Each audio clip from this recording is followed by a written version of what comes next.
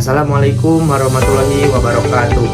Perkenalkan, nama saya Kemal Abdul Fatah. Saya berasal dari Fakultas Syariah dan Hukum, jurusan Hukum Pidana Islam semester 1 kelas A dengan NIM 12530601111.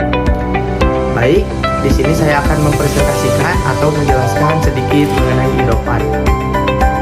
Untuk slide yang pertama yaitu pengertian idopat. Apa sih idopat?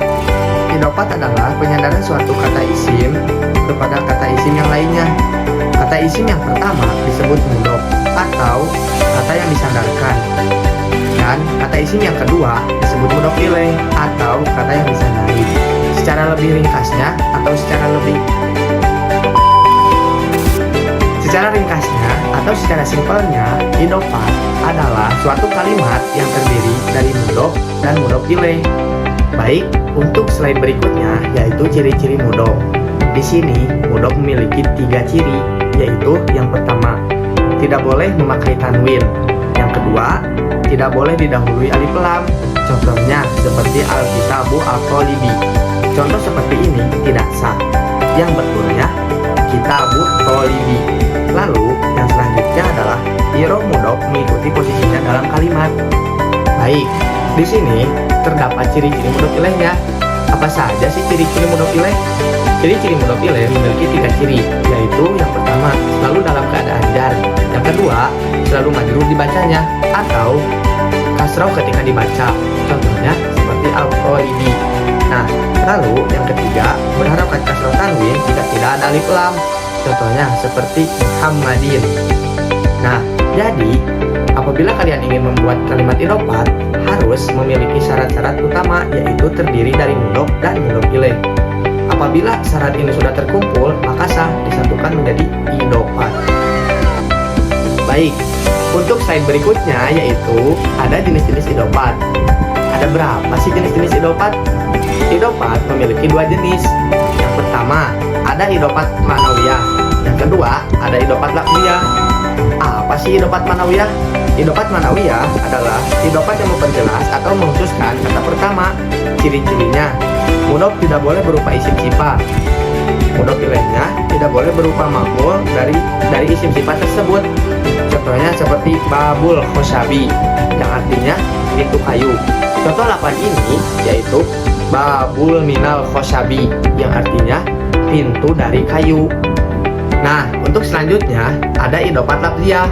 Apa sih idopat lafziyah? Idopat lafziyah adalah idopat yang fungsi utamanya hanya untuk meringankan bacaan dan tidak berfungsi untuk menjelaskan atau mengkhususkan makna kata pertama. Ciri-cirinya, mudhof berupa isim sifat. Isim sifat terbagi menjadi 3 bagian. Yang pertama, ada isim fa'il. Yang kedua, ada isim maf'ul. Dan yang ketiga, sifat musabahat. Nah, mudhof ilaihnya maf'ul dari mudhof itu sendiri. Contohnya seperti qori'ul Qur'an, yang artinya orang membaca Al-Quran. Lafaz qori'ul Qur'an mudhofnya dibuat dari isim fa'il. Oke, selanjutnya ada contoh dari Al-Quran. Saya mengambil 2 contoh dari Al-Quran. Yang pertama, saya mengambil dari surat Al-Baqarah ayat 39 yang berbunyi ulaika ashabun nar, yang artinya mereka itulah penghuni neraka. Nah, pada lafaz ini yang menjadi mudhofnya yaitu lafaz ashabu, sedangkan yang menjadi mudhof ilaihnya yaitu an-nari.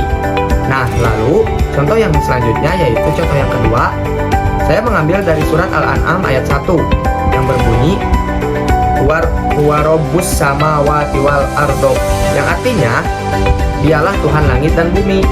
Nah, pada contoh tersebut yang menjadi mudhofnya yaitu huwa rabbu, sedangkan yang menjadi mudhof ilaihnya yaitu as-samawati. Nah, lalu contoh dari kitab nahwunya saya mengambil 2 contoh. Yang pertama, saya mengambil contoh dari kitab Mutamimah. Yang kedua, saya mengambil contoh dari kitab Imriti. Nah, contoh dari kitab Mutamimah yaitu hada hisonu zaidin, yang artinya ini kuda jantan Ki Zaid. Nah, pada lafaz ini yang menjadi mudhofnya yaitu lafaz hisonu, yang menjadi mudhof ilaihnya lafaz zaidin. Nah, untuk contoh yang berikutnya yaitu contoh dari Ibriti. Saya mengambil contoh qatila gulami zaidin, yang artinya para pembunuh budak Zaid. Nah, pada contoh tersebut yang menjadi mudhofnya yaitu gulami. Nah, sedangkan yang menjadi mudhof ilaihnya Zaidin. Baik, tidak lupa di sini juga saya ada pesan dan pesan untuk dosen yang telah mengajari saya mata kuliah bahasa Arab. Pesannya yaitu kepada Bapak yang saya hormati dan banggakan, jangan lupa untuk bahagia selalu ya dan terus bersemangat. Semoga Bapak disehatkan dan diberi umur yang panjang dan manfaat oleh Allah Subhanahu wa taala.